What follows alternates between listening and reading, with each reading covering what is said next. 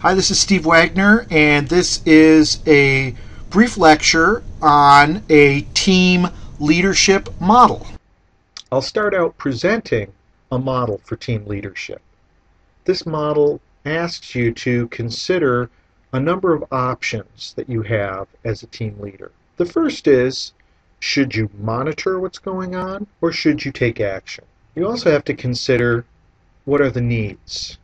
Are the needs more oriented around a task or the relationships? Also, you have to consider whether you should be focusing internally to the team or externally outside of the team. We'll also discuss team effectiveness and what this means. And I'll give you a reference at the end in case you'd like to read more about this team leadership model. So here's the model. As you can see at the top, it starts out saying that a team leader has to make a number of decisions. Do I monitor what's happening, or do I take action? Do I focus on the task and getting things done, or the relationships between people? Should I be concerned with what's happening inside my team, the internal aspect of leadership, or do I need to focus on what's happening in the larger environment, in the organization, in the community? These decisions will determine whether your actions are more internal or external, whether they're more task-related or relationship-oriented. And how you navigate these decisions and actions will determine the effectiveness of your team. When you think about team effectiveness, you might initially just think about, how is the team performing? Are they accomplishing their mission? But what this model suggests is that you also have to think about how your team is developing and how effective it will be in the future. So let's start out on the first decision. Do you monitor or do you take action? When we talk about monitoring, it can be diagnosing what's happening. So there might be a problem, an issue, and you might be looking for the root cause. It might be analyzing information that you're getting. It might be forecasting, looking into the future and determining a direction. So monitoring can take place both inside the team but also outside of the team. Of course, sometimes you need to take action. There may be a problem that you need to solve that has to be addressed right away. So as a leader, you have to be prepared to take action. The next question here is whether the issue you're facing is task or relationship oriented. Task oriented issues are about getting the job done, about making decisions, about solving technical problems. So a team leader needs to have the expertise to know how to solve technical problems. And they need to be able to facilitate decision making that goes on inside the team.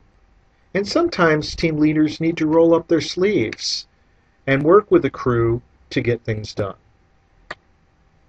Sometimes the issue that the leader is facing is more relationship oriented. This might involve solving interpersonal problems. It might be developing a cohesive, close-knit team, or even satisfying the needs of individual team members. Next, you need to ask whether you should be focusing internally within your team or externally in the larger organization or in the larger environment. So if you're focusing internally, first you need to consider, do I need to take task-oriented actions? So this might include goal focusing. This might be clarifying goals or gaining agreement on goals. It could be structuring for results. So this might be delegating work or planning, organizing work, clarifying people's roles in that work. As a leader, you might be facilitating decision making.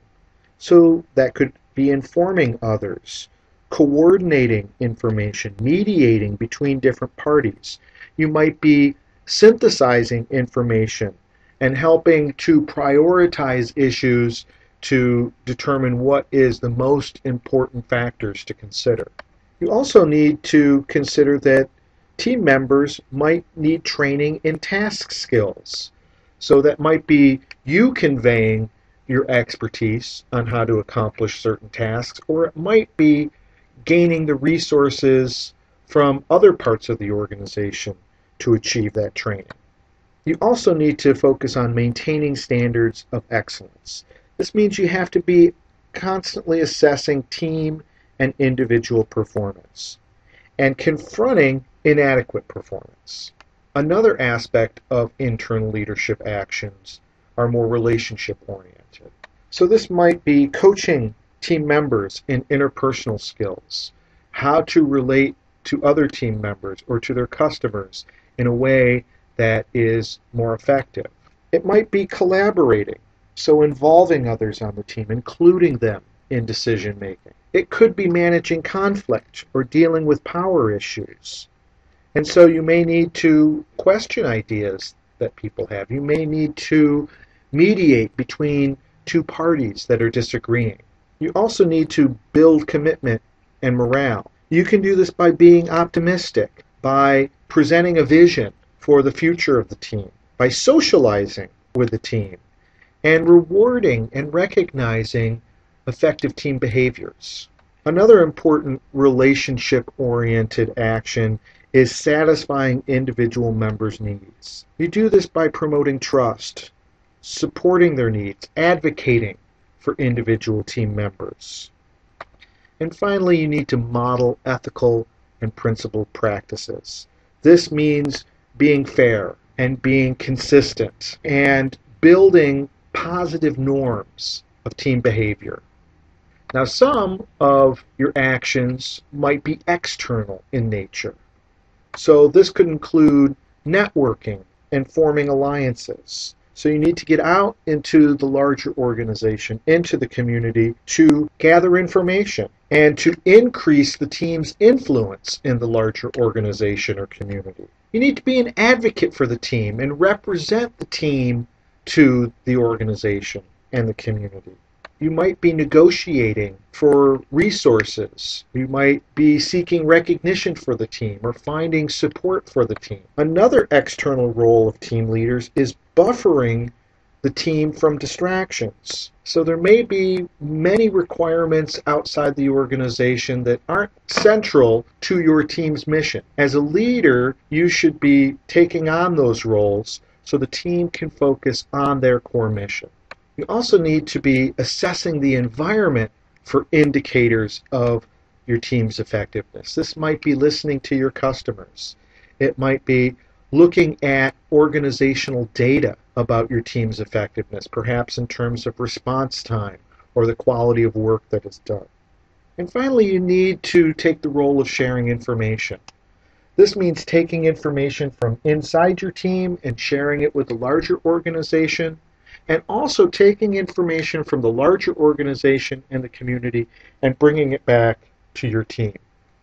Now, if you make the appropriate decisions and do a good job executing your role as a leader, you're going to influence the outcomes of your team and your team's effectiveness. Now, as you think about this, think about two areas of effectiveness.